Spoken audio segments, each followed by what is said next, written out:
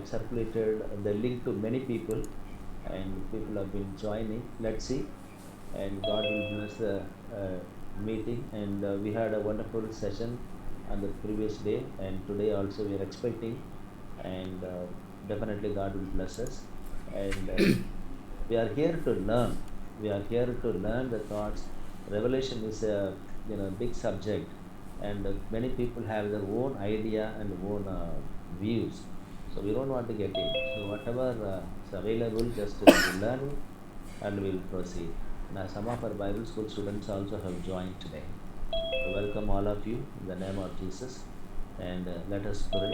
And I'm going to ask Virinder. Virinder is there. Vijender Mehra. Vijender Mehra. Vijender Mehra. I don't know. Arch from Turkey. Yes, I am here. Yeah, please आप प्रार्थना करके शुरू कीजिए. Okay okay प्रभु यीशु धन्यवाद करते हैं पिता एक बार फिर प्रभु जो आपने पिता परमेश्वर ये पल दिया पिता परमेश्वर प्रभु पिता परमेश्वर के तेरे वचन को सीख पाए प्रभु जी पिता परमेश्वर हर एक पिता परमेश्वर प्रभु भाई बहन को आप क्या तो मैं सौंपता हूँ जो आप तेरे वचन को सीखने के लिए इकट्ठा है प्रभु तेरे दास को भी पिता परमेश्वर प्रभु सिखाने वाले को पिता तेरे हाथों में सौंपता हूँ प्रभु ट्रांसलेटर को भी आप क्या तो मैं सौंपता हूँ पिता परमेश्वर और पिता इस मीडियम को भी आप क्या तुम सौंपते हैं जिसके थ्रू पिता परमेश्वर और ये आवाज सबके पास जाएगी प्रभु तेरी आत्मा के द्वारा प्रभु बड़ा अद्भुत काम करना पिता यीशु मसीह नासरी के नाम से प्रभु जी तेरी मर्जी पूरी हो जाए और प्रभु आज अद्भुत रीति से पिता परमेश्वर प्रभु यीशु के नाम से पिता तेरा वचन सीखने को मिलने पाए पिता धन्यवाद प्रभु जी आगे पिता पेशा अगुवाई कर पिता तेरे दास को सब सीखने वालों को तू ब्लेस करना पिता धन्यवाद के साथ प्रार्थना प्रभु यीशु के नाम से मांगते हैं Amen. Amen. Amen. Thank you, Pastor Vijender. Okay. Now we welcome Brother Paul Durai from Malaysia to deliver the message, and I'll request Brother Deepak continue to do the translation. Thank you. God bless. Over to Paul. Praise the Lord. Praise the Lord. परमेश्वर की स्तुति हो. I want to greet all of you all in the sweet and matchless name of our Lord and Savior, Jesus Christ. और आप सभी को प्रभु यीशु मसीह के सामर्थी नाम में अभिवादन करना चाहता हूँ. I just want to take 5 to 10 minutes to say a few things about the introduction that we had the last session. और 5 से 10 मिनट में लूँगा ताकि जो कुछ परिचय मैंने पिछली दफा आपको दिया था उसके विषय में आपको बता सकूँ. For your information, I will be giving you the slides, the notes, and also the videos that we are doing now. In our group. So those of you who are not in the group, please please try to come inside the group through the group leaders. और हम चाहते हैं कि आपको slides दें और इसी के साथ ही वीडियो भी जो कुछ शिक्षा में सिखाया बताया जा रहा है और जो भाई बहन इस ग्रुप में नहीं है हम चाहेंगे कि आप ग्रुप में अपने आप को ऐड करवा लें अपने अगुवों के द्वारा ताकि आपको ये सामग्री मौजूद हो सके. Every matters will be inside the group. And after we have already completed the two chapters, then I will those who are not attending, we will take out their names during the time. और हम जो है 2 अध्यायों को जब सिखा चुकेंगे उसके बाद यदि आप लोग इसमें शामिल नहीं होंगे तो आपको ग्रुप में से निकाल दिया जाएगा. As I have mentioned, the first 2 chapters are very important chapters for us to understand the rest of the chapters. और जैसे कि मैंने आपको बताया था कि 2 अध्याय बहुत ही जरूरी अध्याय हैं और इसके बगैर हम बाकी के अध्यायों को समझ नहीं पाएंगे. Okay, let's go on to the last week class. I'll just go very glance fast about the introduction. और अगले हफ्ते के हम कुछ हफ्ते के हम क्लास में जो है जाएंगे और बड़ी तेजी के साथ उन बातों के ऊपर ध्यान देंगे. Basically, I have given you an introduction that Bible interprets the Bible.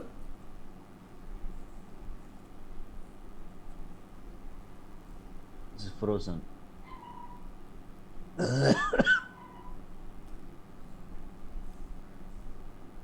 Pastor Deepak? Brother, आवाज नहीं आ रहा.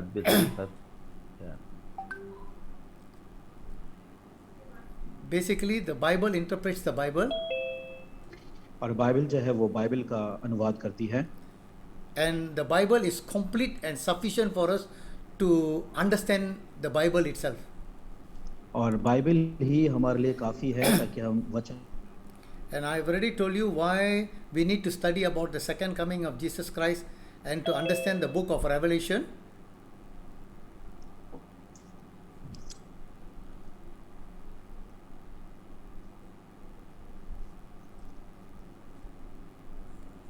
Pastor Deepak, can't get you. Yes. I've already told you Oh, that I why can we get need to your- study the your second voice. coming of Jesus So- Christ and to understand the book of Revelation now.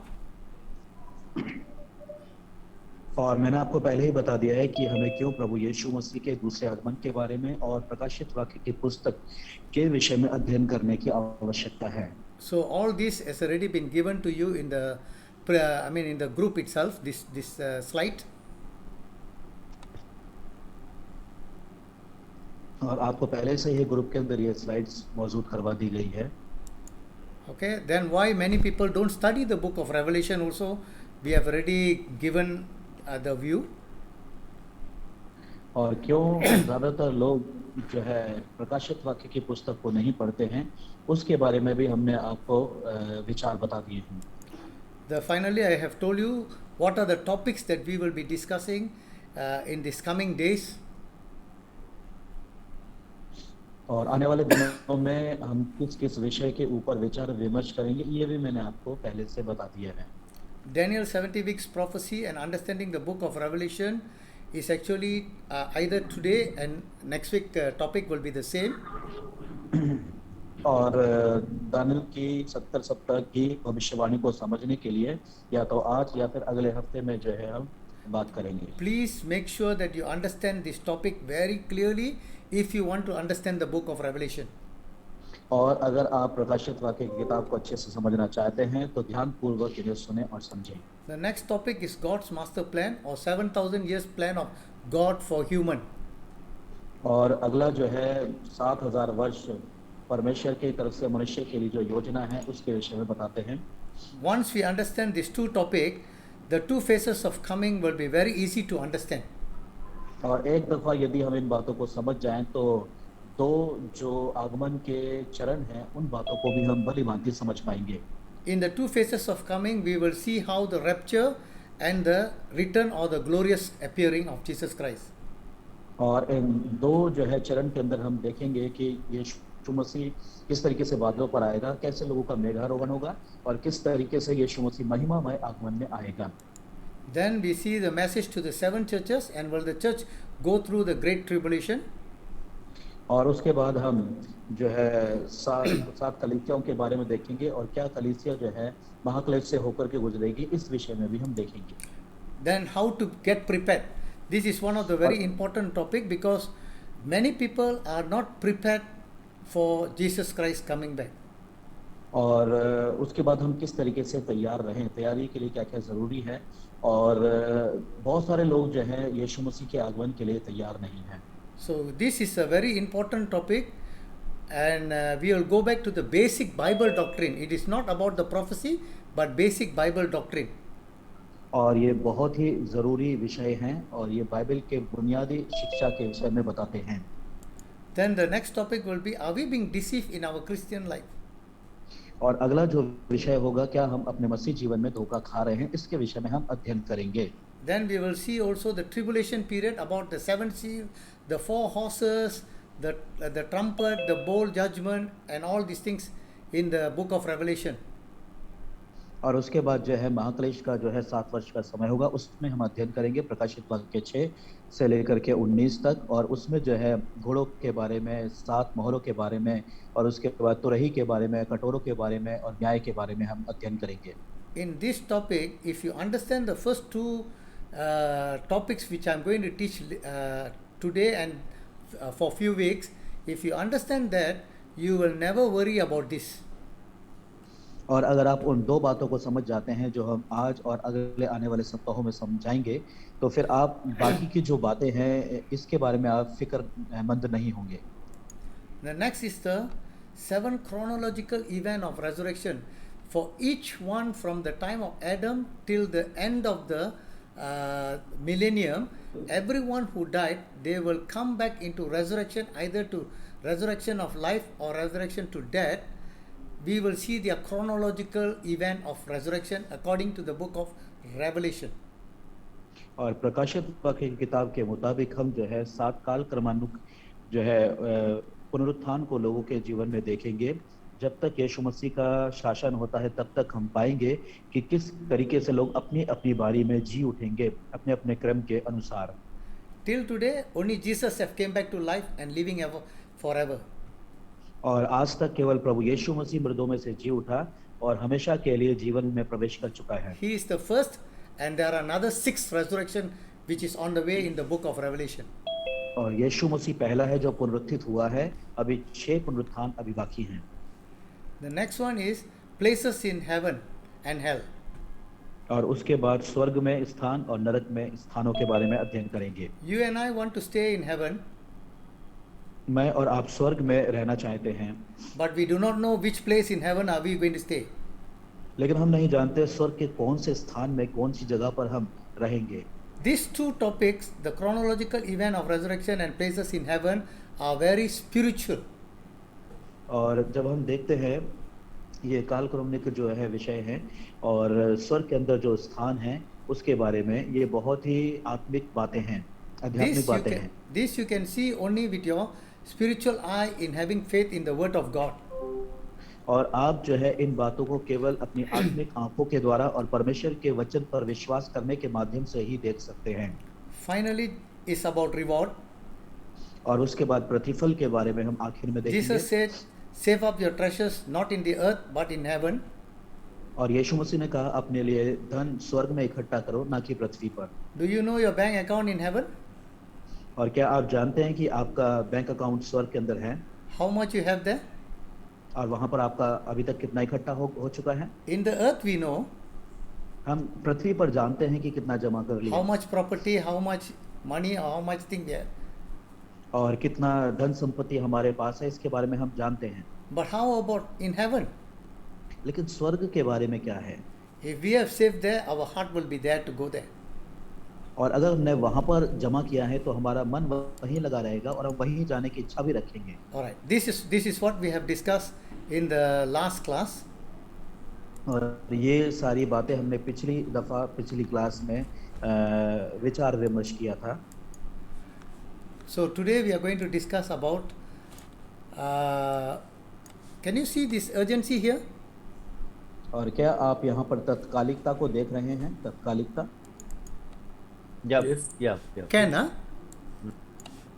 You can see this, huh? The urgency, Pastor Deepak? Yes I can. Okay, right. So I will go into this, huh? This is another introduction to today's class. और ये आज की class के लिए एक और परिचय है। Again, I want to tell you very clearly and very nicely to understand the book of Revelation and Second Coming according to the Bible is very, very, very easy. और एक बार मैं फिर से आपसे यही कहूँगा कि प्रकाशित वाक्य की पुस्तक को समझना और प्रभु यीशु मसीह के दूसरे आगमन को जो है जानना बहुत आसान है। Only thing we must understand first is everything is in the Bible and Bible must interpret Bible. और केवल एक बात हमें समझ लेना है कि सारा कुछ बाइबल के अंदर लिखा हुआ है और बाइबल जो है बाइबल का अनुवाद करती है या व्याख्यान करती है। Jesus is the central figure in the Bible or the foundation in the Bible. और बाइबल के अंदर प्रभु यीशु मसीह मध्य केंद्र बिंदु है और मुख्य बिंदु है। And do you know that everything from the beginning till now, everybody is waiting for Jesus Christ. Even the creation is waiting for Jesus Christ as written in Romans 8:22.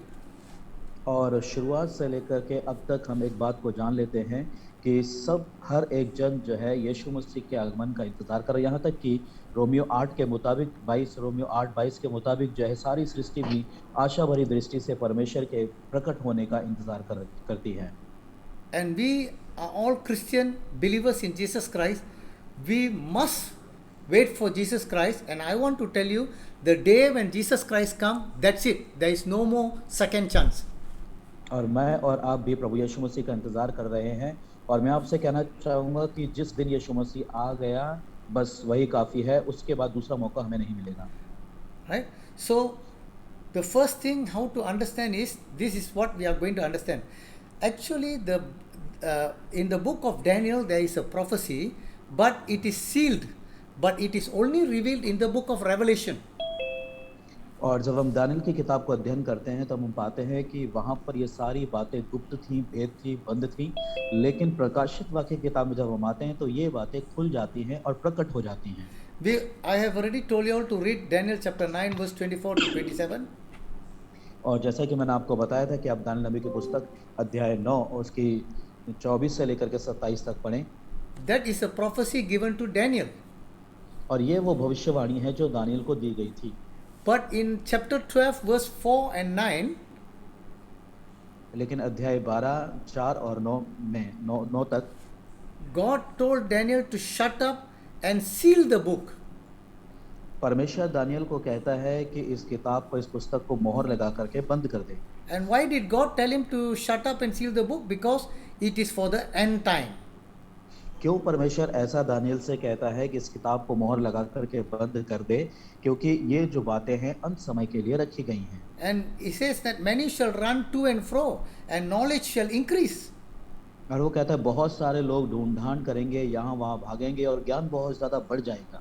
So it was God himself who gave the prophecy to Daniel and asked him to seal it because it was for the end time. और परमेश्वर ही है जिसने Daniel को ये भविष्यवाणी दी और उसे बंद करने के लिए इसलिए कहता है क्योंकि ये बातें अंत समय के लिए रखी गई हैं। So the words are closed up and sealed till the time of the end. और ये सारे जो वचन हैं वो बंद करके अंत समय तक के लिए रखे गए हैं। So if God sealed, nobody can open. तो एक बात हमें समझ लेना है कि अगर परमेश्वर बंद करता है तब उससे कोई नहीं खोल You सकता। and I must ask, why did God seal it and why he didn't open it? और मुझे और आपको सवाल करना चाहिए क्यों परमेश्वर ने इसे बंद करवा दिया और क्यों इसे खोल रहा है। Actually, he has already revealed it in the book of Revelation. असल में उसने प्रकाशित वाक्य की किताब में पहले ही से सारी बातों को प्रकट कर दिया है, But we don't understand the book of Revelation.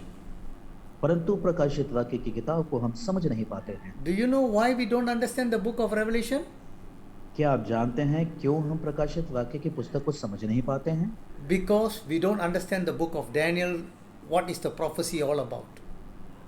क्योंकि हम दानियल नबी की किताब को नहीं समझ पाते हैं कि वहाँ जो भविष्यवाणियाँ हैं वो किस बारे में इशारा करती हैं। We will come to that after this. और इसके बाद हम उसमें आएंगे। So, but I want to explain that if you want to understand the book of Revelation, the key verse to the book of Revelation is Revelation chapter 1 verse 19. और अगर आप प्रकाशित वाक्य को समझना चाहते हैं तो जो कुंजी है इसको समझने की वो प्रकाशित वाक्य 19 अध्याय है। Jesus told John to write 3 important things. और प्रभु यीशु मसीह ने यूहन्ना से 3 मुख्य बातें लिखने के लिए कहा। That is 1, what you have seen. Number 2, और पहली बात, please go on. What you have seen. पहली बात कि तू जो देखता है, And the things which are during John's time. और जो बातें यूहन्ना के समय घटित हो रही थी, And the things which will take place after this. और बातें जो इसके बाद होने वाली हैं। This is the key word to the book of Revelation. और प्रकाशित वाक्य की पुस्तक को समझने के लिए कुंजी वचन है।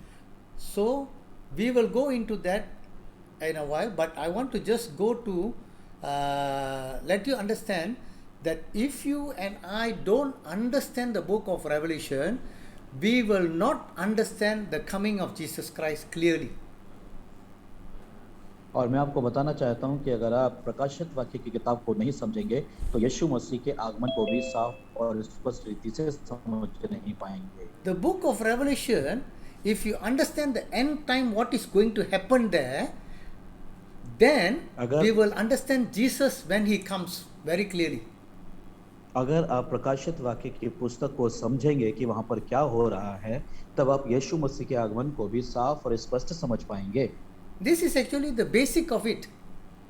और असल में ये बुनियादी बात है। But I want to let you know a few things that Jesus has mentioned. और मैं चाहता हूं कि आप उन बातों को जानें जो यीशु मसीह ने कुछ बातें कही। As we wait for Jesus coming, Jesus said, learn the parable from the fig tree.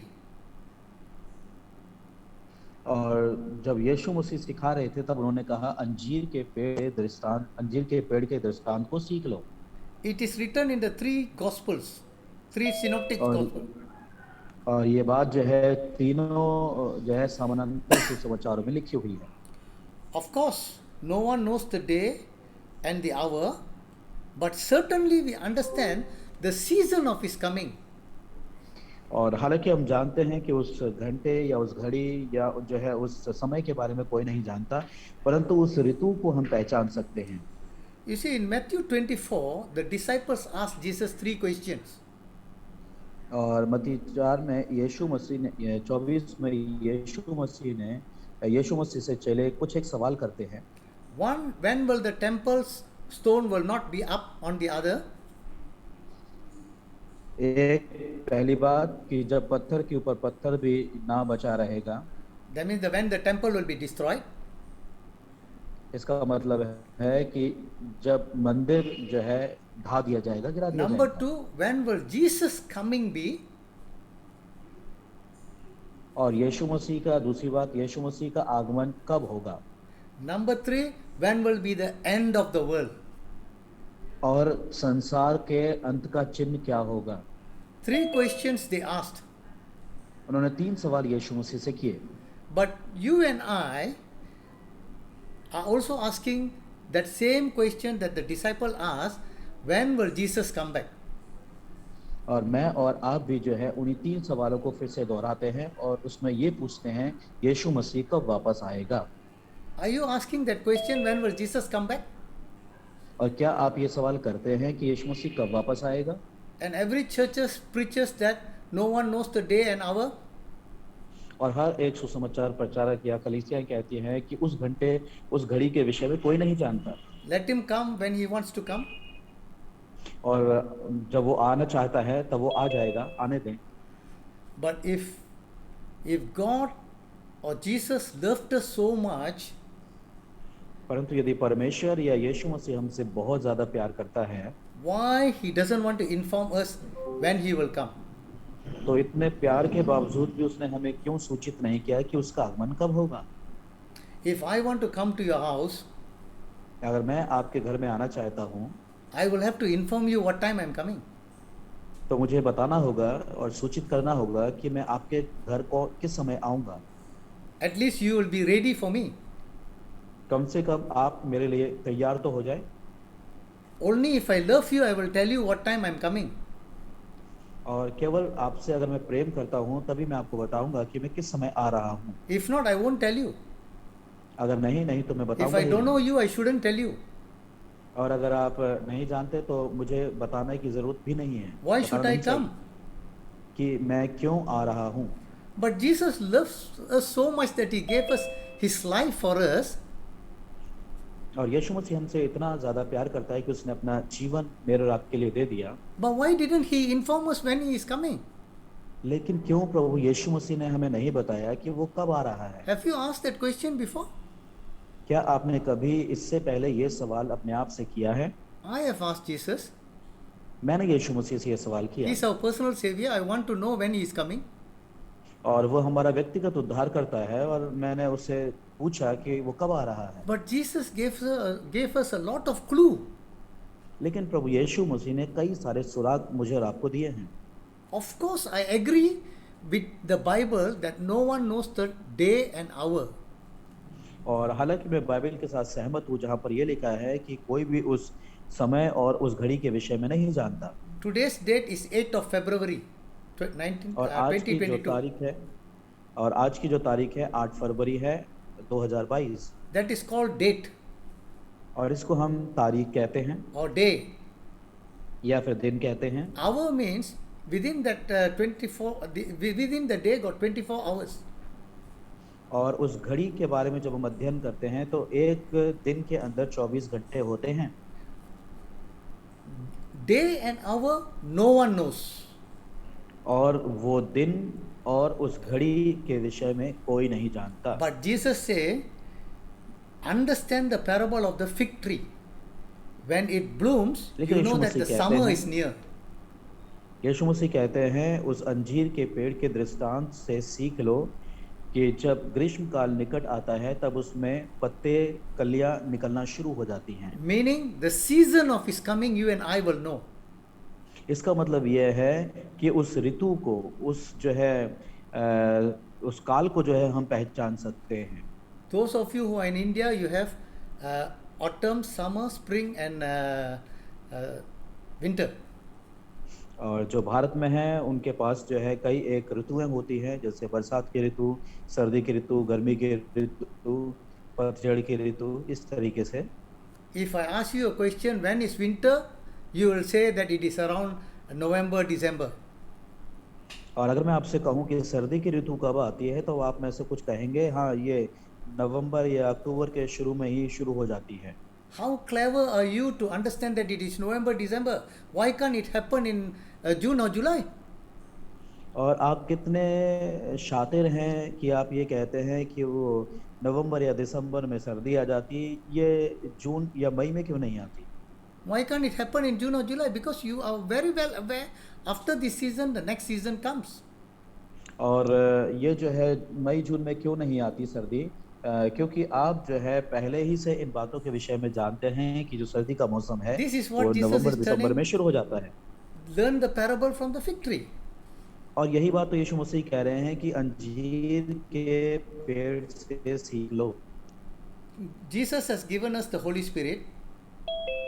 और यीशु मसीह ने मुझ में और आप में पवित्र आत्मा दिया है। In John chapter 16 verse 13, और यूहन्ना रचित सुसमाचार अध्याय 16 उसकी 13 में Jesus said, when the Holy Spirit come, He will do a lot of things. One of the thing is that He will tell you things to come. और यीशु मसीह कहते हैं कि जब पवित्र आत्मा तुम पर आएगा तो वो तुम्हें सारी बातें सिखाएगा। उनमें से एक बात यह है कि वो तुम्हें मेरी बातों में से लेकर के सिखाएगा, बताएगा। If the Holy Spirit is in you and me, that Holy Spirit in you and me must tell me the things to come. और जो पवित्र आत्मा हमारे अंदर है वो पवित्र आत्मा हमें बताना चाहिए कि कौन सी घटनाएं घटने वाली हैं, कौन सी बातें होने वाली हैं। Do you not know that the next action of God in this world is for Jesus to come down? क्या आप ये नहीं जानते हैं कि अगला यीशु मसीह का जो कदम है इस मध्य आकाश में आना है? After Jesus comes down, everything in the book of Revelation will start to take place immediately, one after the other. जैसे ही प्रभु यीशु मसीह का आगमन बादलों पर होगा उसके तुरंत बाद सारी बातें जो प्रकाशित वाक्य में लिखी हुई हैं वे घटना शुरू हो जाएंगी। I believe we have just celebrated Christmas recently. और मैं विश्वास करता हूं कि हम सब ने अभी थोड़े ही दिन पहले If you turn to Christmas Luke मनाया chapter है। 2, verse 25 to 28, और लूका रचित सुसमाचार अध्याय 2 और 25 से लेकर के आगे तक लिखा it हुआ है। talks about a man called Simeon. और वहां पर एक मनुष्य सिमोन के बारे में जिक्र किया गया है। The Holy Spirit has told Simeon, or God has told Simeon, that he will not die till he see Jesus, the और first coming. पवित्र आत्मा ने सिमोन से इस प्रकार से कहा कि वह तब तक नहीं मरेगा जब तक मसीह को नहीं देख परमेश्वर के मसीह को नहीं देख लेगा। Even in the first coming, Simeon was waiting for the consolation of Israel or the Messiah. और जो सिमोन था वो आखिर तक भी मसीह का प्रकटीकरण के बारे में और इज़राइल की शांति की बात जो होता था। Simeon was a just man and a devoted, waiting for the consolation of Israel. और जो सिमोन था वो धर्मी पुरुष था और इज़राइल की शांति की बात जो होता था। So when he was in the temple, और इसलिए जब वो मंदिर के अंदर था, Joseph and Mary, the mother of Jesus, came to the temple. Yusuf और मरियम यीशु मसीह की माता वे मंदिर के भीतर आए। Simeon doesn't know Joseph and Mary. Joseph and Mary doesn't know Simeon. और सिमोन जो है वो यूसुफ और मरियम को नहीं जानता था, ना ही यूसुफ और मरियम सिमोन को जानते थे। But the Holy Spirit was upon Simeon. लेकिन पवित्र आत्मा सिमोन के ऊपर ठहरा हुआ था। When Joseph and Mary came, the Spirit has led him into the temple and go and receive Jesus from Joseph and Mary. और जब यूसुफ और मरियम मंदिर के भीतर आए तो पवित्र आत्मा ने उसकी अगुवाई की कि जाए और जाकर के उस बालक को देखे जिसके विषय में उससे कहा गया था। It was the Holy Spirit which led Simeon to go and carry Joseph and started prophesying. और ये पवित्र आत्मा था जिसने सिमियोन की इस मामले में अगुवाई की और वो भविष्यवाणी करने लगा। If the Holy Spirit was in Simeon and telling that Jesus is here, why can't, when we as a Christian waiting for the second coming of Jesus Christ, the Holy Spirit will not tell us? और जब Simeon की इस तरीके से पवित्र आत्मा अगुवाई कर सकता है तो मैं और आप जो मसीह हैं यीशु मसीह के दूसरे आगमन का इंतजार कर रहे हैं, मुझे और आपको क्यों नहीं बताएगा कि यीशु मसीह का दूसरा आगमन कब हो रहा है? Definitely the Holy Spirit will help us. That is why the Holy Spirit is given to us. और निश्चय ही पवित्र आत्मा हमारी सहायता करेगा क्योंकि पवित्र आत्मा इसी वास्ते हमें और आपको दिया गया है। Apostle Paul in 1 Thessalonians chapter 4 verse 13 to 18, और पौलुस प्रेरित जो है पहले थिस्सलुनीकियों 4 उसके 18 में इस प्रकार से कहता है, he was talking about those who died in Christ will rise up first and those who are living will be caught up in the air to meet the Lord in the cloud. और वो इस प्रकार से कहता है कि जो मसीह में मरे हैं वो पहले जी उठेंगे और जो हम जीवित बचे रहेंगे वो हवा बादलों पर उठा लिए जाएंगे पलक झपकते हुए। But in chapter 5 he was talking about लेकिन the day when the Lord will come. लेकिन 5वें अध्याय के अंदर वो उस दिन के बारे में बातचीत करता है जब प्रभु आएगा। In chapter 5 he said about the time and season, I don't need to write to you, brethren. और वो इस प्रकार से कहता है कि समय और कालों के बारे में मुझे तुम्हें लिखने की कोई आवश्यकता नहीं है। For you yourself know that Jesus will come like a thief. क्योंकि तुम स्वयं ही जानते हो कि प्रभु यीशु मसीह चोर के समान आएगा। When many will say peace and safety, suddenly the destruction or suddenly Jesus will come just like a pregnant woman who delivers a baby. और जब बहुत सारे लोग इस प्रकार कहते होंगे शांति है और ठीक ऐसे समय में अचानक से विनाश आ पड़ेगा जैसे गर्भवती के ऊपर पीड़ा आ पड़ती है। So he said in verse 4, I would like you to 1 Thessalonians chapter 5 verse 4, but you brethren, that is referring to us, are not in darkness so that this day should overtake you as a thief. और जब हम पढ़ते हैं पहला थिस्सलुनीके अध्याय 5 उसकी 4 आयत तो यह इस प्रकार से रहेगा, परंतु हे भाइयों तुम अंधकार में नहीं हो कि वह दिन तुम पर चोर की मानिंद आ पड़े। Meaning we are the children of the light. इसका मतलब यह है कि हम ज्योति की संतान हैं। We will not pick up surprise when Jesus suddenly come. We will not be caught surprise by Jesus. और हमें इसमें आश्चर्य नहीं होगा जब यीशु मसीह आ जाएगा अचानक से हम उठाए जाएंगे तो ये कोई हमारे लिए आश्चर्य की बात नहीं होगी। Number one, we got the Bible to tell us when he comes. और पहली बात ये है कि बाइबल हमारे पास है जो हमें बताती है कि वो आने वाला है। I mean the season when he comes. और मेरा मतलब यह है कि उस ऋतु को हम समझ सकते हैं कि वो कब Number आएगा। two, the Holy Spirit inside us will prepare us for his coming. और दूसरी बात है पवित्र आत्मा जो हमारे अंदर पाया जाता है वो हमें तैयार करेगा उसके आगमन के लिए। Just as he prepares Simeon to meet the first coming of Jesus Christ. जैसे प्रभु यीशु मसीह के प्रथम आगमन में उसने सिमोन को तैयार किया। Number three, we are not the children of darkness, we are the children of the light. We know when he will come. It will not catch us. तीसरी बात है हम अंधकार के नहीं परंतु ज्योति की संतान हैं और इसीलिए हम आश्चर्य में नहीं पड़ेंगे जब वो आएगा। I give you some thought of when Jesus will come according to the Bible, the season of his coming. और मैं आपको कुछ ऐसे विचार दूंगा कि बाइबल हमें क्या बताती है अपने उस ऋतु के अनुसार यीशु मसीह का आगमन कब होगा। Again, I want to make it clear that no one knows the day or the hour except the Father in heaven. और उस घड़ी और उस दिन के विषय में कोई नहीं जानता केवल पिता को छोड़ करके। Yes, we are right about this. I am sure we all are right. और हाँ हम बिल्कुल ठीक हैं इस बारे में जो हम पढ़ रहे हैं। But Jesus has given us some clue of his season of his coming. लेकिन यीशु मसीह हमें कुछ सुराग देता है उसके आगमन के बारे में।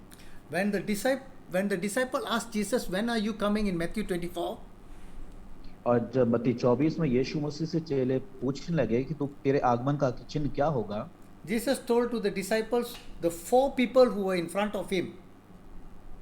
और यीशु मसीह जो है उन चेलों से बातचीत कर रहा था जो चार लोग उसके सामने थे, Peter, Andrew, James and John. और वहां पर पतरस, यूहन्ना, याकूब, These are the और- only 4 people who were sitting in front and asking him that question. और ये 4 ऐसे व्यक्ति थे जो उसके सामने बैठे हुए थे और उससे सवाल कर रहे थे। Now this is what Jesus said. और अब यीशु मसीह ये कहता है, Now learn this parable from the fig tree. When its branch has already become tender and put forth leaf, you know the summer is near. अंजीर के पेड़ से दृष्टांत सीख लो कि जब उसकी डाली कोमल हो जाती है और पत्ते निकलने लगते हैं तो तुम जान लेते हो कि ग्रीष्म काल निकट है।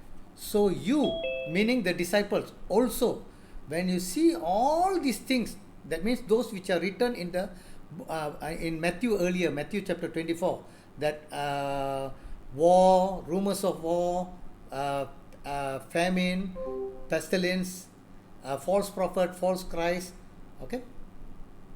तो इसका मतलब यह है कि ये चेले अर्थात आप लोग या हम सब जो है जब देखते हैं कि पहली पुस्तक मत्ती रचित सुसमाचार में जो कुछ लिखा गया है कि किस तरीके से अकाल पड़ेंगे, घटनाएं होंगी, लड़ाइयों की चर्चा सुनेंगे, इन बातों को जब आप होते हुए देखते हैं, So he's telling, know that Jesus coming is near at the door. तब वो कहता है कि आप समझ लें कि यीशु का आगमन जो है वो बिल्कुल नजदीक है, That यानी means कि Jesus वो coming द्वार is पर very खड़ा है। close. इसका मतलब है कि वो कहता है कि ये समझ लें कि वह द्वार पर खड़ा है, अंत निकट है, वह द्वार पर खड़ा है। इसका Okay. मतलब वो बहुत निकट है। Then Jesus say this, assuredly, और तब assuredly यीशु- means 100%. और तब यीशु मसीह इस प्रकार से कहते हैं, मैं तुमसे सच कहता हूँ। I say to you, that means the 4 people in front. इसका मतलब है कि 4 लोग जो है उसके सामने जो खड़े हुए थे उनसे वो कहता है, This generation or the Jewish race will by no means pass away, cease to exist till all these things take place. और वो इस प्रकार से कहता है कि यह पीढ़ी जाती ना रहेगी जब तक ये सारी बातें पूरी ना हो ले। इसका मतलब है यहूदी वंशज। I want to challenge everybody to read this verse carefully in your personal life, asking the Holy Spirit to help you to understand. और मैं चाहता हूं कि आप इस आयत को, इस जो है बात को पवित्र आत्मा की रोशनी में और उससे पूछते हुए बड़े ध्यानपूर्वक पढ़ें। Jesus told that this generation will not pass away till they see all these things takes place. और यीशु मसीह इस प्रकार से कहते हैं कि यह पीढ़ी जाती ना रहेगी जब तक सारी बातें पूरी ना हो लें। I just ask you a simple question. अब आपसे एक साधारण सा सवाल करूंगा, Where are these 4 disciples now? यीशु मसीह के अब ये जो चेले हैं वो अब कहाँ पर हैं? Jesus told that these people, this generation will see all these things, the famine, the pestilence, the earthquake, war, rumors of war, false prophet, everything Jesus told that these people will see.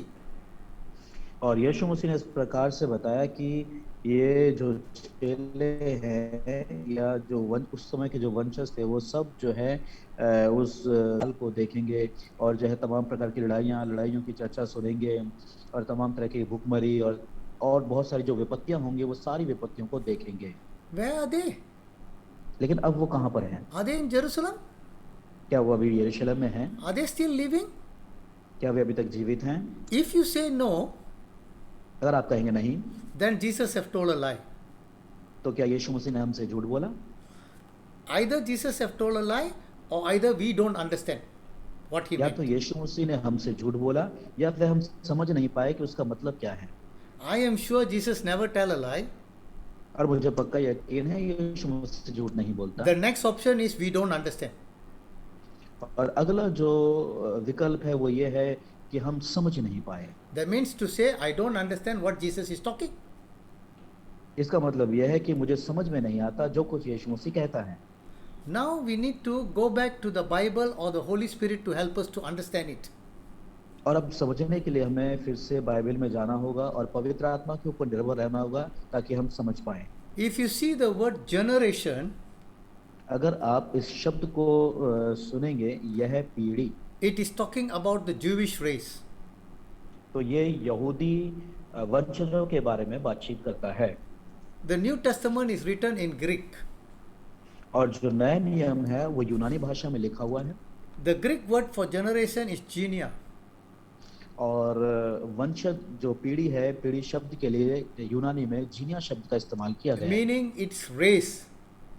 और इसका मतलब होता है पीढ़ी, वंशज या फिर जो है आने वाली नस्लें। If we believe Bible interprets Bible, then only there are two possible words for the word generation. और अगर आप ये बात मानते हैं कि बाइबल का अनुवाद करती है, तो इसके लिए दो मुख्य शब्दों का इस्तेमाल किया गया है जेनिया के लिए। Number one, the entire Old Testament is और about पहली बात- Israel generation. पहली बात, पुराना जो नियम है वो पूरे जो है इज़राइल राष्ट्र के, इज़राइल प्रजाति के बारे में दर्शाता है। So if you see the generation, the first generation from Adam to Abraham, it was an individual people. और अगर आप देखेंगे, जब पीढ़ी के बारे में हम बात करते हैं, तो आदम से लेकर के अब्राहम तक जो है ये व्यक्तिगत लोग थे। Through Adam, he chose one race called Israel. After his grandson Jacob has 12 tribes, that was the Israel nation. परंतु जब परमेश्वर ने अब्राहम को चुन लिया, अब्राहम के चुने जाने के बाद ही उसने एक राष्ट्र को चुन लिया। याकूब के द्वारा 12 संतान पैदा हुई और वे संतान जो है आगे चल करके इज़राइल कहलाए। The entire Old Testament is attributed for the Israel nation. और जो पूरा जो राष्ट्र है वो इज़राइल राष्ट्र को दर्शाता है, बताता है। It is their history, their poetry, and it is their way of life, how it was. और ये इतिहास है, इसके अंदर काव्य कविताएं हैं और इसके अंदर जो है बहुत सारे नीतिकार वचन हैं। ये जो है उस पूरी प्रजाति के बारे में दर्शाता है, सारा का सारा पुराना नियम। So what happened was Jesus came for the Israelite people. तो क्या हुआ कि यीशु मसीह इज़राइलियों के लिए आया। When he came for the Israelite people, but the Israel people rejected him. लेकिन जब वो इज़राइलियों के लिए आया तो इज़राइली लोगों ने उसे नकार दिया। How did they rejected him? और उन्होंने उसे कैसे नकार दिया? The Israelite leaders told Jesus, heal others by the prince of visible. और बहुतों ने तो इस प्रकार से कहा कि प्रभु यीशु मसीह बाल जबूल जो कि दुष्ट आत्माओं का सरदार है, उसकी सहायता से दुष्ट आत्माओं को निकालता है। The people of Israel said during the crucifixion, let crucify him and let his blood be upon our children. और वही जो है वंशज इस प्रकार से कहने लगे कि इसका लहू होने दे हमारे ऊपर, हमारे वंशजों के ऊपर पड़े। They were not accepting Jesus Christ as the Messiah. वे यीशु मसीह को मसीहा के रूप में स्वीकार नहीं कर रहे थे। So what happened was after Jesus' death, तो क्या हुआ, यीशु मसीह की मृत्यु के बाद Israelites were scattered. इज़राइली जो है वो इधर उधर बिखर गए। They don't have a land, they don't have a name, they were scattered throughout the whole world. और उनका नाम जाता रहा, उनका राष्ट्र जाता रहा, पूरे संसार में यहाँ वहाँ वे बिखर गए। God did not speak to the Israelites after that. उसके पश्चात परमेश्वर ने इज़राइलियों से कोई बातचीत नहीं की। God spoke to a different people called the church. परमेश्वर एक अलग प्रजाति से, एक अलग लोगों से बातचीत करने लगा जो कलीसिया कहलाती है, which consists of the Gentiles and the Israelites.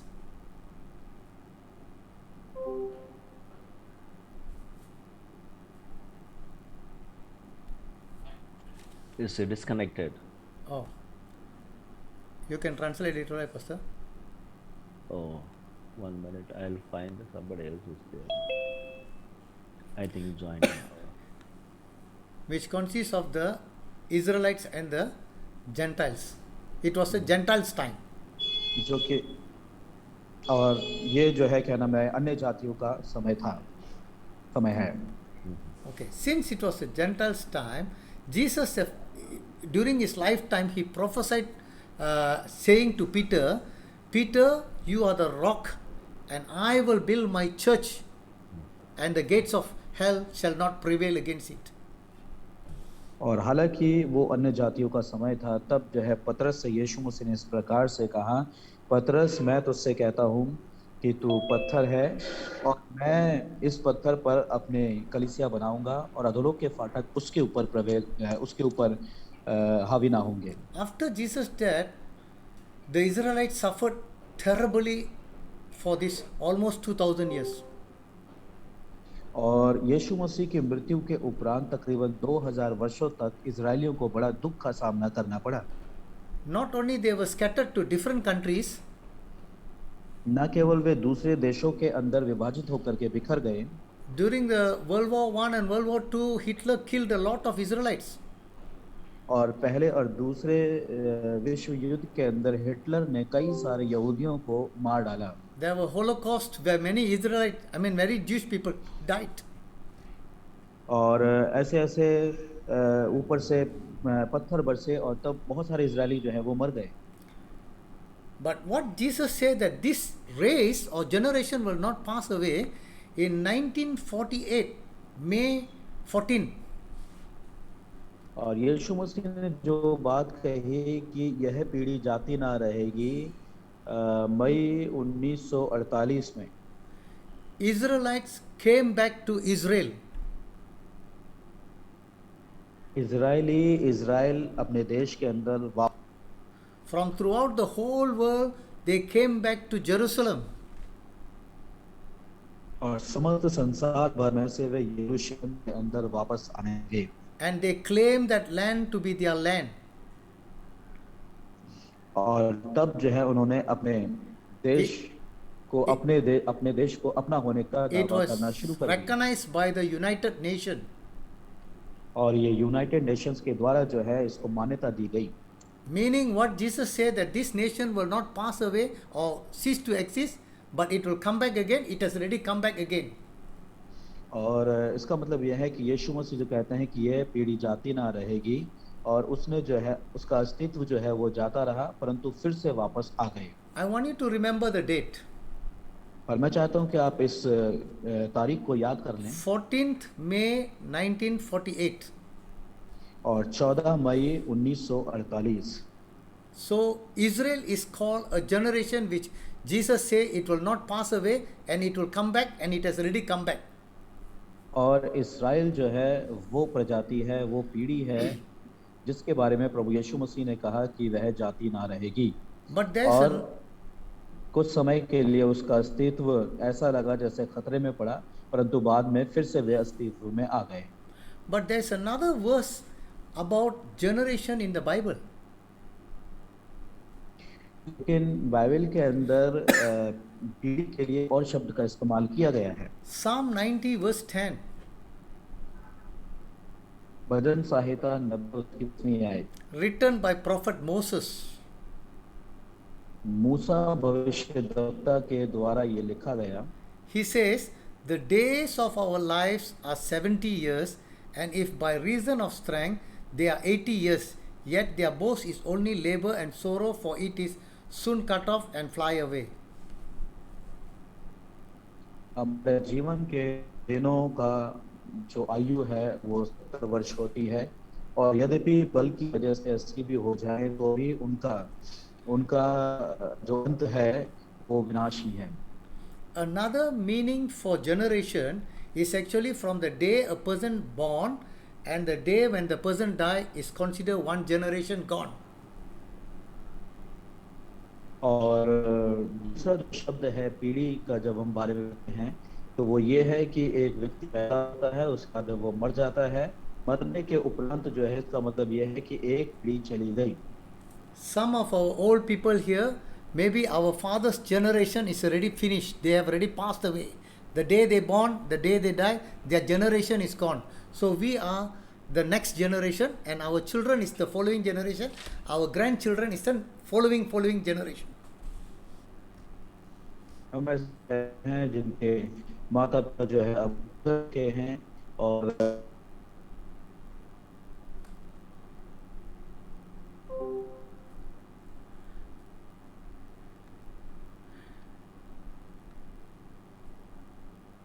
वे के हैं इस संसार में से चुके हैं। अब हम अगली पीढ़ी और हमारे बाद जो हमारे बालक हैं वे आने वाली पीढ़ी कहलाते हैं। So meaning one generation is when the day of birth until the day of death is considered one generation. और इसका मतलब ये भी है कि एक पीढ़ी की जब हम बात करते हैं जब वो पैदा हुए और जब वो मरे, इसको जो है एक पीढ़ी माना जाता है। But the Bible says one generation is 70 years परंतु or बाइबल maximum 80 years. परंतु बाइबल बताती है कि एक पीढ़ी की जो उम्र है 70 से 80 वर्ष तक की होती है। Of course, you and I know that God told Moses to write this in the Bible. और आप जानते हैं हालांकि मूसा ने जो है परमेश्वर के निर्देशन पर यह बात लिखी। The one who write in the Bible, he didn't live for 80 years or 70 years. He lived for 120 years. Moses. और वह मूसा जिसने इस बारे में लिखा वो स्वयं जो है 70-80 वर्ष तक जिंदा नहीं रहा, वो 100 से भी कहीं ऊपर वर्ष तक जिंदा रहा। Moses lived 120 years. David lived 120 years. और मूसा 120 वर्ष तक जिंदा रहा, दाऊद 120 वर्ष तक जिंदा रहा। Now my question, why did God say that a person's life is 70 or 80 years? और अब मेरा सवाल ये है क्यों परमेश्वर इस प्रकार से कहता है कि मनुष्य की उम्र जो है 70 से 80 वर्ष होगी। You please tell me how many people die within 70 to 80 years? और आप मुझे बताएं ऐसे कितने लोग होते हैं जो 70 से 80 वर्ष की आयु में मर जाते हैं। Generally कौन speaking, मरते हैं? everybody in this earth will die whenever they are. Either they are born, they are children, youth age, after marriage, as a father, as a grandfather, or as the great grandfather. और साधारणतः यदि देखा जाए तो ये किसी भी समय हो जाता है, जो संसार एक बार पैदा हुआ है वो उसे एक दिन मरना भी है, तो चाहे वे बालकपन में मर जाएं या फिर जवान होकर के मर जाएं, विवाह के उपरांत मर जाएं, या फिर जो है दादा दादी नाना नानी ये सब बन करके अंतिम में मरे। ये सब बातें जो है मरना तो एक दिन मुकर्रर है। So there is no specific date for a person that they will die within 70 to 80 years. और एक कोई खास तारीख नहीं है कि व्यक्ति जो है इसी उम्र में या इस 70 से 80 की जो है होकर ही मरेगा। But what does this Bible in Psalm 90:10 Moses and God wrote that for? लेकिन भजन संहिता 90 उसकी 10वीं आयत में मूसा इस प्रकार से क्यों कहता है कि मनुष्य की जो आयु है वो 70 से 80 वर्ष होगी। This is where Bible interprets the Bible. और यहाँ पर ये वो बात है जहाँ बाइबल का अनुवाद करती है। So if you see our current average death of a person in the whole world, और अगर आप एक एवरेज मृत्यु दर देखेंगे इस पूरे संसार के अंदर, you will come to know that that in the 1770 century 1770 people within 30 to 40 years they die. और अगर आप अध्ययन करेंगे तो आप पाएंगे 1770 के दशक में जो है लोग 30 से 35 या 40 तक की उम्र में मर जाया करते थे। In the 19th century, that means 1800 and 1850, around there, people around 30-40 years also they die because the health, the sickness and the health, they didn't find any medicine yet. और 18वें दशक में भी 17वीं 18वीं शताब्दी में भी जो है लोग उस समय बहुत ज़्यादा रोगों के उपचार नहीं थे और इस वजह से लोग कई दफ़ा रोगी होकर के मर जाया करते थे, ये 30 साल में भी 35 साल में भी। In the 20th century, which is 1900 till 1950, you can see that the World War I and World War II, many people died within 40 to 50 years old. और जब हम और थोड़ा सा आगे बढ़ते हैं 19वीं शताब्दी में, तो 19वीं शताब्दी में 1950 तक भी जब विश्व युद्ध हुए, तब भी लोग जो है 40 या हद मार के 50 की उम्र तक मर जाया करते थे। I'm talking about the average death of the world people. और एक एवरेज मृत्यु दर के बारे में इस संसार में जो लोग मरते हैं उस विषय पर मैं बातचीत कर रहा हूँ। But to a surprise, when I checked the internet in 2019, that means 2 to 3 years back, the average death of the whole world is 73 years old. और मैं इंटरनेट पर चेक कर रहा था, और 2019 में 2-3 साल पहले की बात है, और जो मृत्यु दर है लोगों की वो 73 वर्ष में होकर के लोग, ज्यादातर जो मृत्यु दर रही वो मरने की वो ये रही। I was really shocked to see this.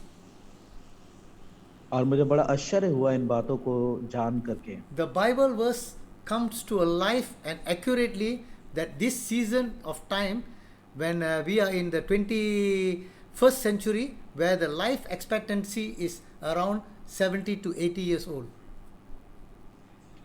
और जब हम इस समय में आते हैं तब हम पाते हैं जहाँ पर जिंदगी को देखा जाता है तो ये 70 से 80 वर्ष का है हाशिया दिखाई देता है कि इस समय में लोग आजकल के समय में ज्यादा मरते हैं So इस उम्र के होकर। if we can combine both the Bible verse about Israel nation being born in 14th of May 1948 and keeping the average for one generation to be 70 or 80 years, then this Israelite, when they are born in 14th May 1948 till today, if we see 70 to 80 years, it will be 14th May 2018 till 13th May 2028. और यदि हम देखें इन सारी बातों को तो हम पाएंगे जोड़ करके, इसीलिए यदि हम इजराइल राष्ट्र को जो 14 स्थिति में आया और मनुष्य की आयु जो 70 से 80 वर्ष होती है, इन दोनों को अगर हम साथ मिला करके देखें तो यीशु के दूसरा जो आगमन है वो 14 मई 1950 से लेकर 13 मई 2028 तक होने की संभावना है। So this is something for you and for me to see what is written in the Bible, to know the truth. और ये मेरे और आपके लिए है ताकि बाइबल में जो लिखा हुआ है ताकि हम सत्य को पहचान सकें। We are living in 2022 already.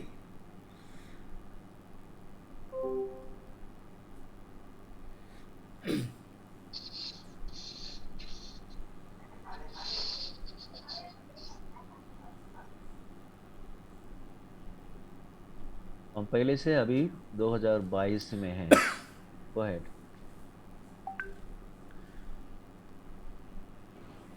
पता नहीं आ रहा होगा।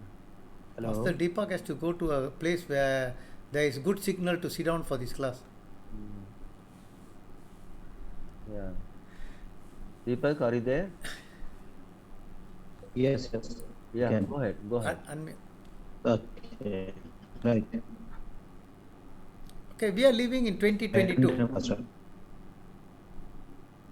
और हम 2022 में जीवित हैं। So if we see, we are almost around in this season where Jesus is going to come. और हम जो है इस ऋतु में है जहाँ पर यीशु मसीह का आगमन होने वाला है, पक्का है, निश्चित है। And we must be prepared for it by understanding the true gospel and repent and believe Jesus, and then understand what is the right gospel and live a life without sin. और आपको जो है उसके आगमन के लिए तैयार रहना है और उस सच्चे सुसमाचार को समझ लेना है और अपने आप को मन फिरा करके विश्वास करके तैयार रहना है। Are you ready for his coming? क्या आप उसके आगमन के लिए तैयार हैं? You know what a joy it will be to meet Jesus Christ in the cloud. और आप जानते हैं कि कितने आनंद और उत्साह की बात होगी जब यीशु मसीह से मध्य आकाश में मिलेंगे। Now I want to go on to the 70 week of Daniel for us, the basic to understand the book of Revelation. These notes will be given to you. और ये जो नोट्स है वो आपको दे दिए जाएंगे। अब हम दानियल के 70 सप्ताह की ओर अग्रसर होंगे।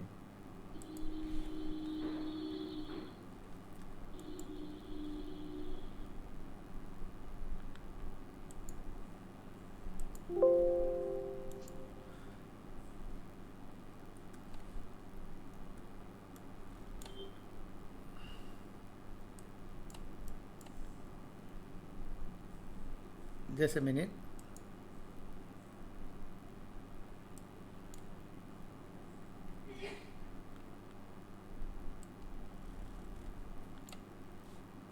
Okay, we are going to go on understanding the book of Revelation and Jesus coming on chapter 1. Okay, introduction is over. और अब जो है हम प्रकाशित वाक्य के पुस्तक और यीशु के दूसरे आगमन को समझना अध्याय 1 में जा रहे हैं। और जो पहला जो बात थी वो परिचय की वो समाप्त हुई।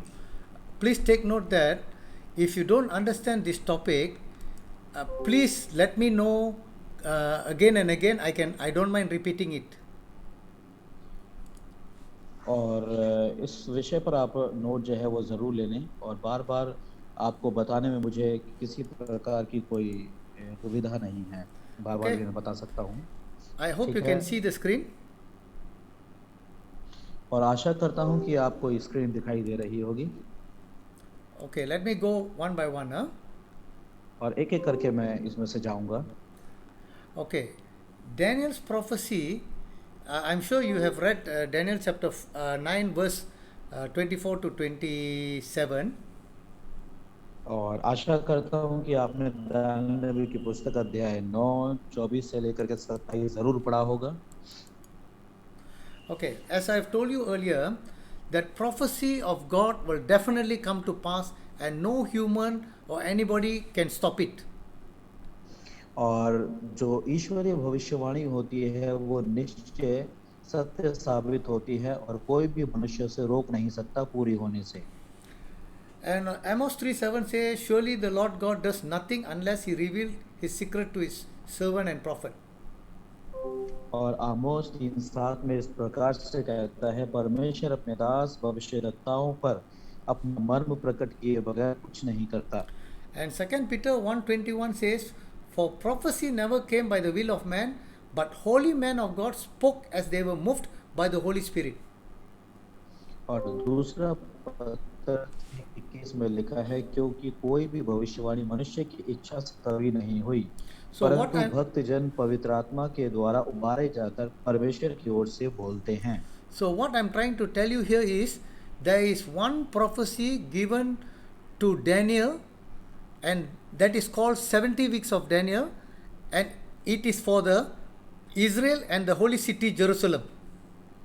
और कहना मैं आपसे ये चाहता हूँ कि एक भविष्यवाणी जो दानियल नबी को दी गई, और ये भविष्यवाणी जो है इज़राइल के विषय में है, और ये 70 सप्ताह का जिक्र करती है जो इज़राइल प्रजाति इज़राइल पीढ़ी के बारे में दर्शाता है। So we are going to study about that to see whether has it happened or didn't happen. और इसको जो है देखने के लिए जा रहे हैं, अध्ययन करेंगे कि ये हो चुका है या अभी होना बाकी है। Okay, so can we read the ठीक है। Daniel chapter 9 verse 24 to 27 in Hindi first? और क्या हम पढ़ेंगे दानियल नबी की किताब अध्याय 9 24 से लेकर के 27 तक पहले। Pastor, can you read it in Hindi? ये आप pastor.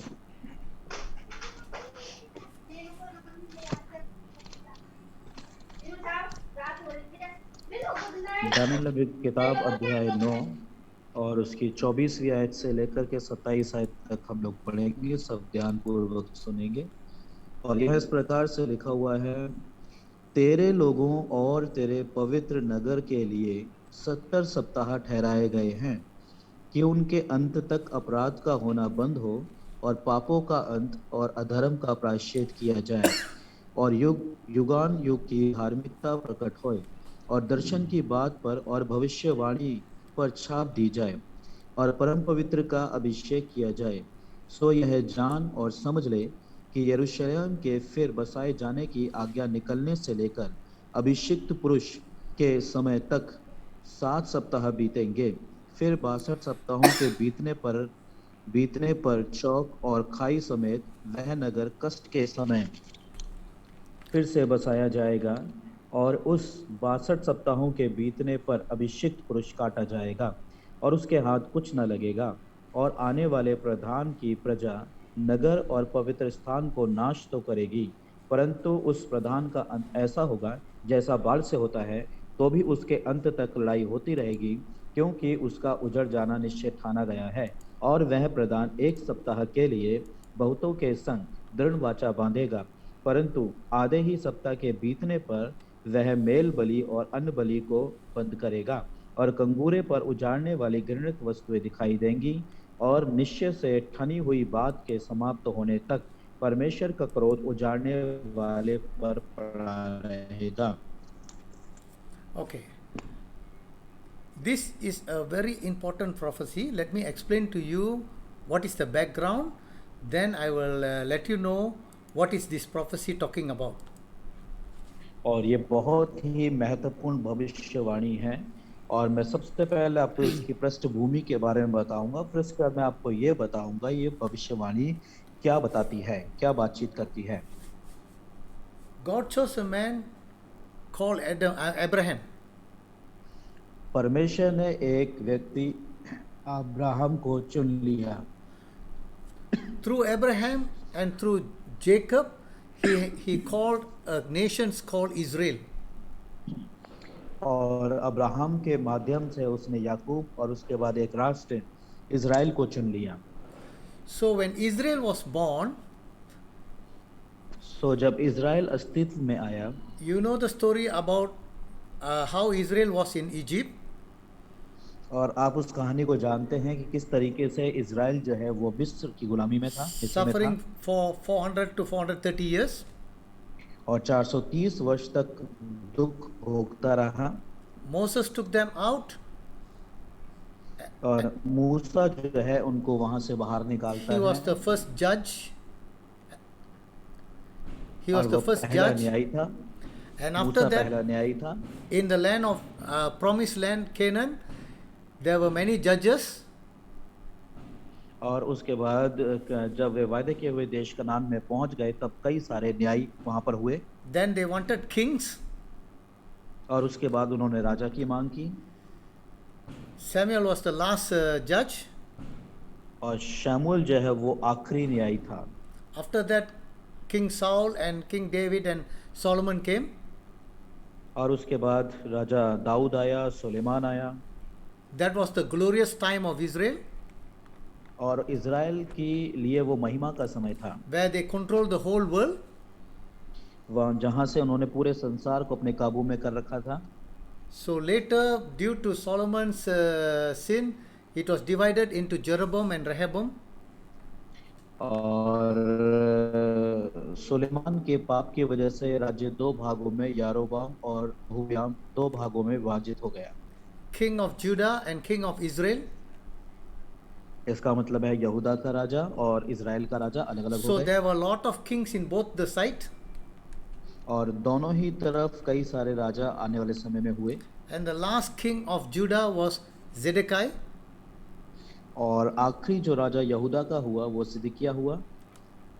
Israel was given to the hand of the Assyrians.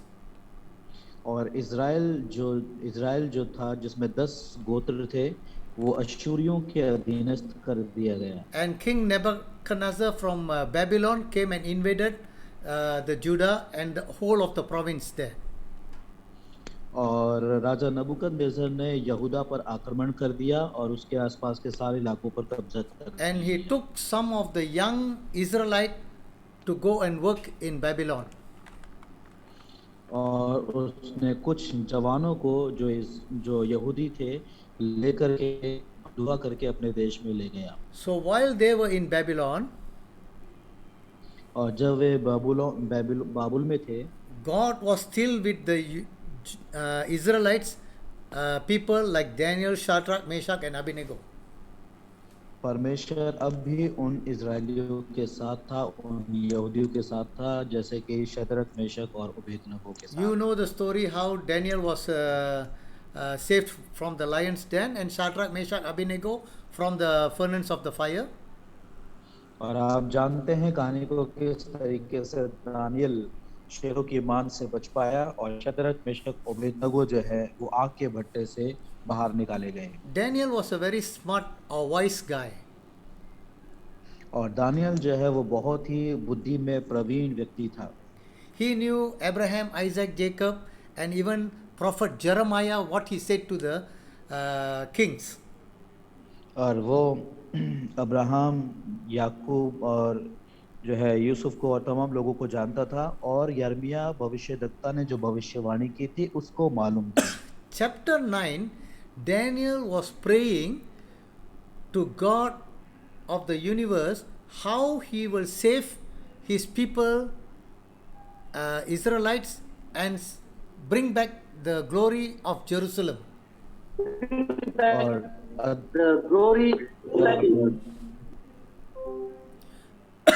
और 9वें अध्याय में वो जो ब्रह्मांड का परमेश्वर है उससे प्रार्थना करने लगा और पूछने लगा कि वो किस तरीके से इज़राइल की महिमा को वापस ला सकता है। He was praying, asking for forgiveness from God because they have sinned against God. और वो परमेश्वर से क्षमा याचना करने लगा और ये कहने लगा कि उन्होंने परमेश्वर के विरोध में पाप किया है। Daniel knew that they will be in the foreign land for 70 years as according to what prophet Jeremiah prophesied. और दानियल जो है जानता था कि यर्मिया की भविष्यवाणी के मुताबिक उन्हें 70 वर्ष बाबुल के देश में ही बंधुआ होकर के रहना पड़ेगा। But he was very interested to ask God, how is he going to save the Israelite people and the Jerusalem city? परंतु वह इस बात में बड़ा रुचिकर था और वही जानना चाहता था कि परमेश्वर इज़राइल को किस तरीके से बचाएगा और किस तरीके से इज़राइल राष्ट्र की महिमा को वापस लेकर के आएगा। So God sent angel Gabriel, just as he sent to Mary in our time, he sent angel Gabriel to Daniel. तो परमेश्वर ने दानियल के पास जिब्राइल स्वर्गदूत को भेज दिया, जैसे उसने मरियम के पास जिब्राइल स्वर्गदूत को हमारे समय में भेजा था।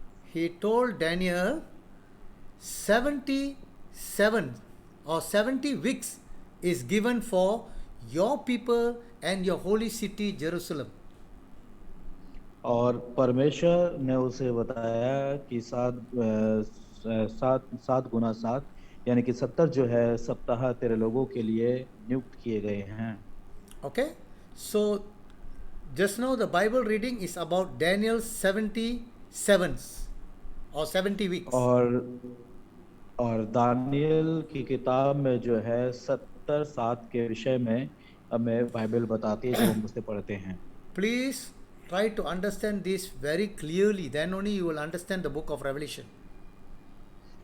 और कृपया कर इस बात को आप ध्यान से समझने की कोशिश करें, इसके पश्चात ही आप प्रकाशित वाक्य की पुस्तक को समझ पाएंगे। Okay, I have break down for you the meaning of the Daniel 70 weeks here. और यहाँ पर दानियल के 70 सप्ताह को मैंने खंडित कर दिया है आपके लिए ताकि आप आसानी से समझ सकें। Okay, original period given is 77 or 71 week is 7 days, so 77. और असल में जो समय दिया गया है वो 70 सप्ताह का समय दिया गया, यानी कि 70 गुना 7। So 70 times 7 years is actually 490 years is given to them. और 70 को 7 से जब हम गुना करते हैं तो 490 वर्ष निकलते हैं। For Israelite people, God is giving 490 years. और इजरायलियों के लिए परमेश्वर ने 490 वर्ष का समय नियुक्त किया है। You might ask me why the years is coming here. और हो सकता है कि आप मुझसे पूछें कि ये यहाँ पर वर्ष क्यों आ रहे हैं। I will give you the answer soon. जल्दी मैं आपको इसका जवाब दूंगा। But in that verse, you will see that there are two things which is told: 7:7 और and 62:7. और यहाँ पर दो बातें हैं जो कही गई हैं, 7 और 62 गुना 7। ये दो बातें यहाँ की कही गई हैं। 7:7 means 49 years. और सत्तू सत्तू जब हम बात करते हैं तो फिर ये 49 वर्ष हो जाते हैं। 62:7 means 434 years. और 62 गुना 7 जब हम करते हैं तो 434 वर्ष हो जाते हैं। So 7:7 and 62:7 you total up is 69:7. और अगर आप जो है 69 गुना 7 करते हैं और उसके बाद 62 गुना 7 करते हैं तो ये 69 आ जाता है। और जो है हम 7 गुना 7 जब हम करते हैं तो ये तो कुल मिलाकर के जो है 690 हो जाता है। 483 years. Okay? So सॉरी 483 वर्ष हो जाता है। the prophecy say the decree to rebuild Jerusalem until the Messiah is cut off is 69:7. और बताता है मंदिर के बनाने की आज्ञा से लेकर मसीहा के काटे जाने तक ये 69 सप्ताह का समय बीतेगा। So there is a balance of the last 7, which is 1 times 7 is 7 years. और यहाँ पर जो है 69 सप्ताह बीतने के पश्चात जो है एक जो 7 है, यानी कि एक सप्ताह जो है वो भी बाकी रह जाता है, शेष रह जाता है। This is actually the 70th week of Daniel. 70 weeks is given, this is the 70th week.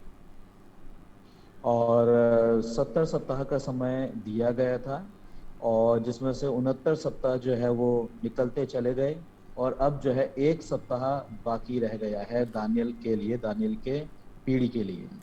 So the total time prophesied 77 is given for the Jewish or Israelites nation, and the holy city Jerusalem is 490 years only. और 70 गुना 7 का जो समय है वो Israel राष्ट्र के लिए, यहूदी वंशजों के लिए दिया गया है, जिसका वर्ष 490 वर्ष निकलते हैं। Don't forget God's prophecy, when he gives, he will give. और इस बात को कभी भी ना भूलें, जब परमेश्वर किसी भविष्यवाणी को देता है तो वो देता ही है और उसे पूरा करता है। Okay? And when you read Ezekiel, Pastor, this is not in your Hindi notes, you have to add up. Ezekiel chapter 4 verse 4 to 6 and Numbers chapter 14 verse 33 and 34, it will tell you in the biblical terms, one day is equivalent to 1 year. और जब आप इज़ेकियल नबी की पुस्तक अध्याय 4 और 4 से लेकर के 6 तक पढ़ेंगे और गिनती की पुस्तक अध्याय 14 33 से लेकर के 34 तक पढ़ेंगे तो आप वहाँ पर पाएंगे कि एक दिन जो है वो एक वर्ष के बराबर आंका गया है। Okay, this is for you to understand. Bible interprets the Bible. ये और इसे हजार आप- हजार साल का बता रहा था। ओह सॉरी, 1000 साल के बराबर बताया गया है, एक दिन 1000 साल के बराबर बताया गया है। और ये आपको समझने के लिए है ताकि आप भविष्यवाणी का अनुवाद कर सकें। Okay, so you can see that Daniel chapter 9 verse 25, Jesus dying on the cross marks the end of the 69 week or the 483 years from the decree of King Exestus. और यहाँ दानियल नबी की पुस्तक अध्याय 9 उसकी 25 में हमें सूक्ष्म विवरण मिलता है कि यीशु का कलवरी क्रूस पर मारा जाना 69वें सप्ताह का अंत है तथा 483 वर्ष राजा शैच के आज्ञा निकाले जाने से लेकर के पूरे हो जाते हैं। Okay, I want to explain this. After this, I will explain back again the same thing for you to understand clearly. Okay, first 7 weeks is a time to decree is given to rebuild Jerusalem. और जो पहली जो आज्ञा है यरूशलेम के पुनर्बनाए जाने की आज्ञा के निकलने से लेकर के that will be 7 times 7, which is 49 years. With this is actually rebuilding Jerusalem, not the temple.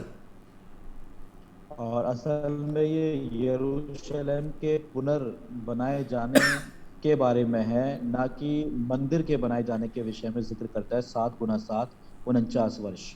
This was done during the time of Nehemiah, Ezra, Zerubbabel.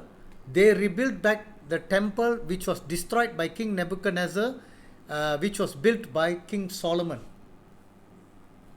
और यहाँ पर जो है एजरा, नहम्या और जरुब्बाबेल के द्वारा मंदिर का पुनर्निर्माण किया गया, जो सुलेमान के समय में बनाया गया था, उसका फिर से निर्माण किया गया। It took 49 years from the time King Exodus gave the decree for the Israelite to go back and rebuild their Jerusalem. और राजा अक्षरस के द्वारा आज्ञा जब निकली तब से लेकर के मंदिर के दोबारा बनाए जाने तक जो है 49 वर्ष का समय लगा। It was the time of trouble. और ये बड़ा सताव और समस्या का समय था। According to Nehemiah, they have to have one hand the weapon, the other hand they work. और नहम्या के अनुसार एक हाथ में उन्हें तलवार लेकर के और दूसरे हाथ से जो है मंदिर का निर्माण के काम को करना होता था। After the rebuilding of the temple, 62 weeks. मंदिर के बनाए जाने के बाद से लेकर के 62 सप्ताह बीतेंगे करके लिखा है। The anointed one be cut off. और उस अभिषिक्त पुरुष के काटे जाने तक। The anointed one means it's the Messiah. और वो अभिषिक्त पुरुष या प्रधान का काटे जाना जो है वो मसीहा के बारे में दर्शाता है, मसीहा को दिखाता है। You see, every king is anointed during the Israelite time. और इज़राइल के समय में हर एक राजा का अभिषेक किया जाता था। This is a capital anointed one is called the Messiah, which Israelites has been waiting for, which was prophesied by almost all the prophets of the Old Testament. और जितने भी पुराने नियम के भविष्यद्वक्ता हैं उन सब ने जो है इसके बारे में भविष्यवाणी की है और ये बड़े अक्षरों में लिखा हुआ है, ये मसीहा को दर्शाता है। So 62 weeks times 7 is 434 years. और 62 गुना 7 जो है 434 वर्ष होते हैं। So here again you see the 7 weeks to rebuild the Jerusalem and 62 weeks. The total is 69 weeks. और यहाँ पर आप देखते हैं 7 सप्ताह जो है वो यरूशलेम के मंदिर के बनाए जाने तक, उसके बाद तब से लेकर के मसीहा के काटे जाने तक 62 सप्ताह बीतते हैं।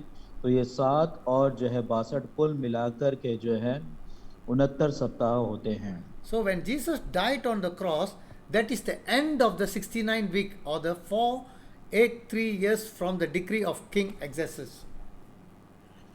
और राजा अक्षरस की आज्ञा के निकलने से लेकर के प्रभु यीशु मसीह के क्रूस के ऊपर मारे जाने तक 69 सप्ताह का अंत समय था, यानी कि 483 वर्ष जो है वो बीत चुके थे।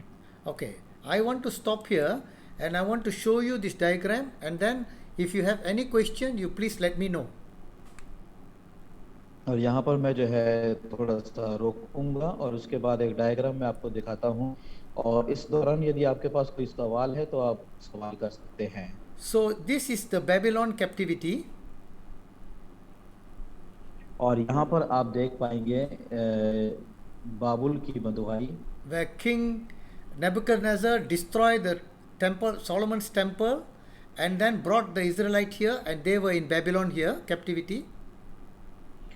और यहाँ पर आप देखेंगे कि यरूशलेम के मंदिर को राजा नबूकदनेस्सर ने नाश कर दिया और उसके बाद जो है उनके लोगों को बंधुआ करके बेबीलोन में ले गया, और ये बेबीलोन का जो समय था। So here Exodus is telling them to rebuild back the Jerusalem. He is giving an order or decree. और यहाँ पर राजा अक्षरस जो है एक आज्ञा निकालता है कि यरूशलेम का मंदिर फिर से बनाया जाए, फिर से उसका निर्माण किया जाए। So it took 49 years to rebuild the city and the wall under Ezra and Nehemiah. That is called 7 weeks.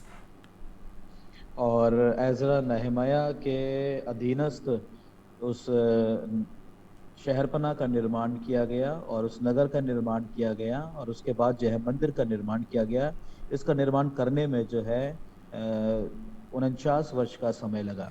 After the Jerusalem was rebuilt, it took another 62 weeks or 4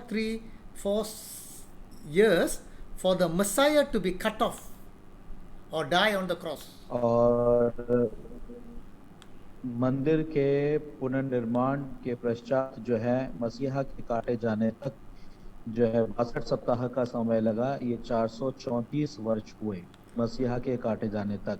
So 7 weeks plus 62 weeks is 69 weeks, but they are given 70 weeks.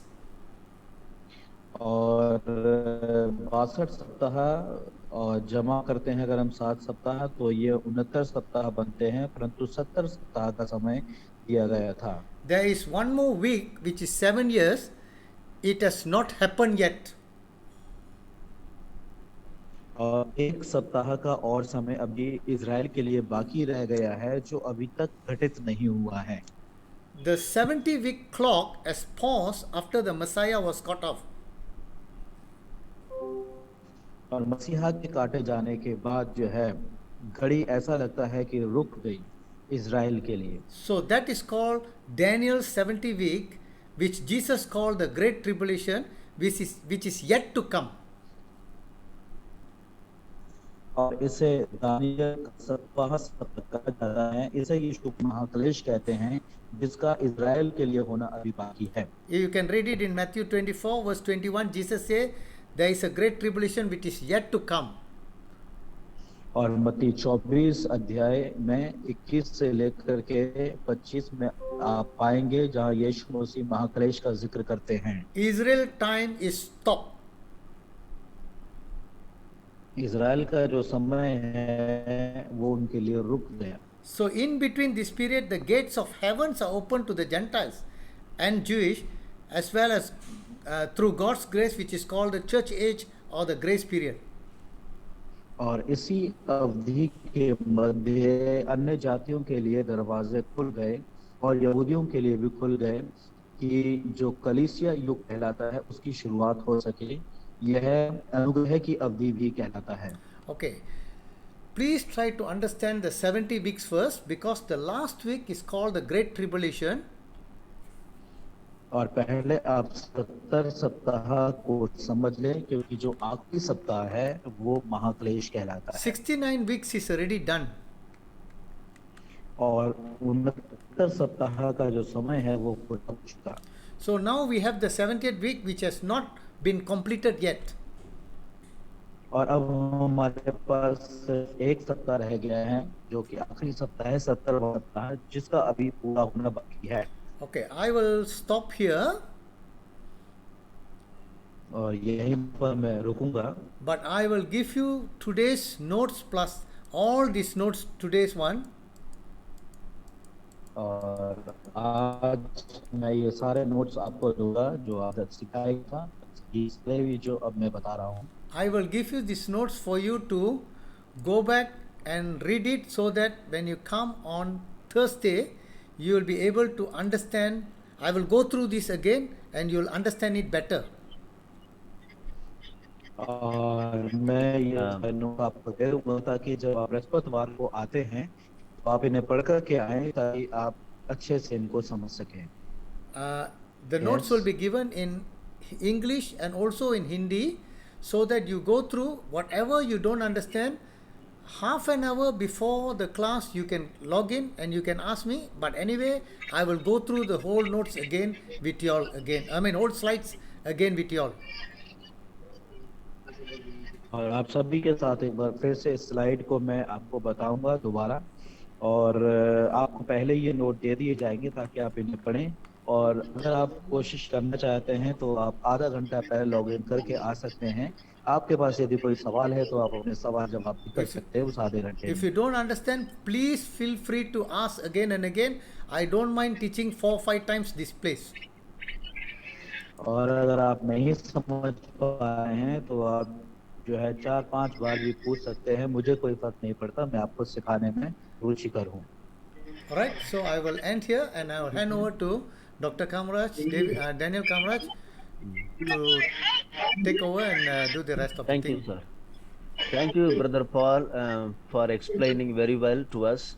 And thank you, Brother Deepak, for your wonderful translation. Of course, you had some net connection, but that's okay. You were able to completely translate for us. And once again, I thank you, Brother Paul, for all of your research, all of your notes, and the PowerPoint slides that you have put it together. And I would appreciate if you can put some Hindi slides on the group so that the Hindi speakers they can take it. दूसरी बात मैं आपको बताना चाहता हूँ. Just want to tell you one more thing, brother. I'm not available on Thursday. All right. Can we shift it to Friday? You have to ask them, Pastor, if it's all okay? We Yeah, will. Can we put it earlier, Pastor, earlier or later? earlier means tomorrow. I'm not available tomorrow. Oh, Also. maybe Friday maybe is I'm Friday. okay. I got no problem. Friday is okay. Yeah, Friday is okay for me. I got no problem. Yeah. Fridays we have some prayers, Asarji. At what time? It's from 6. Okay, 6 to 8. Yes. Okay, तो 6 से 8 तक होगा तो फिर 8:30 के लिए कर देंगे. 8:30 से 10 बजे तक कर सकते हैं, कोई दिक्कत नहीं. Yeah, that's okay. That's okay. Thank you so much. या Yes, yes. 8:30 से 10 तक कर लेंगे. तो अगला क्लास शुक्रवार 8:30 बजे होगा. तो मैं लिंक आपको प्रेस लिंक मैं अलग भेजूंगा और उसमें ग्रुप में डाल देता हूँ. प्लीज नोट कर दीजिएगा. 8:30 बजे 8:30 to 9:30 10 o'clock will be having the class. So note it down. Thursday will not be there, and we will be directly joining on Friday. Thank you so much. And today we were about 42 people. At the end, right now we have 30. Almost 35 people are there. So now slowly they are gone. But it's a good number, as we had it in first class, and then similarly today also we had nearly 42 people were there. And thank you so much. And I'm going to ask someone to let me see who are there, and I'll put it in the gallery. Okay, so we all are there now, and thank you so much. Surinder, are you there? Surinder from Ambala, आप on कर दीजिएगा. Surinder. हाँ जी pastor जान. Okay, Jamasigi is one of the local pastor, and मैं उनको चाहता हूँ कि आप प्रार्थना में अगुवाई करें. Thank you. Closing prayer.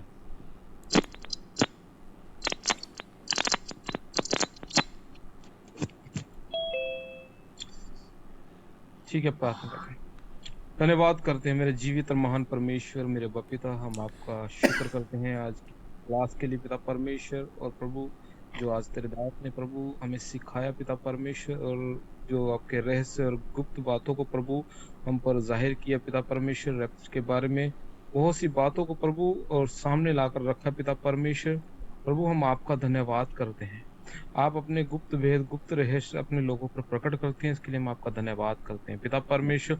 आज की क्लास के लिए प्रभु हमारे लिए आशीष का कारण बनी है प्रभु. सभी दास लोगों के सभी सेवक की आशीष का कारण बनी है, इसके लिए हम थैंक्स करते हैं पिता.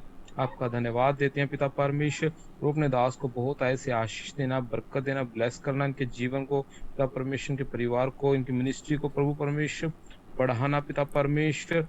आप पिता परमेश्वर और भी बहुत से लोगों के लिए आशीष का कारण बने पिता परमेश्वर. प्रभु इस मीटिंग में प्रभु जितने भी प्रभु तेरे दास लोग हैं, तेरे बच्चे हैं पिता परमेश्वर, तेरे हाथों में सौंपते हैं पिता परमेश्वर. सबको तू आप आशीष दीजिएगा पिता परमेश्वर. और प्रभु आत्मिक उन्नति, आत्मिक ग्रोथ में बढ़े पिता परमेश्वर. और प्रभु जैसे जैसे समय निकट है प्रभु, तेरे वचन में लिखा तुम सब इकट्ठा होना मत छोड़ना प्रभु. जैसे हम जूम के माध्यम से इकट्ठे होते हैं प्रभु परमेश्वर, वैसे हम इकट्ठे होकर प्रभु आपके राज्य की महिमा कर सके प्रभु, आपके नाम में बढ़ सके प्रभु. हर एक जन को पिता परमेश्वर, अपने लोगों को प्रभु आशीष दीजिएगा प्रभु, अपने नाम में और बढ़ने में मदद कीजिएगा पिता परमेश्वर. सब बातों के लिए धन्यवाद करते हैं प्रभु. आप हमारी प्रार्थना को सुने. धन्यवाद के साथ प्रार्थना को प्रभु यीशु के नाम से मांगते हैं. आमीन, आमीन, आमीन.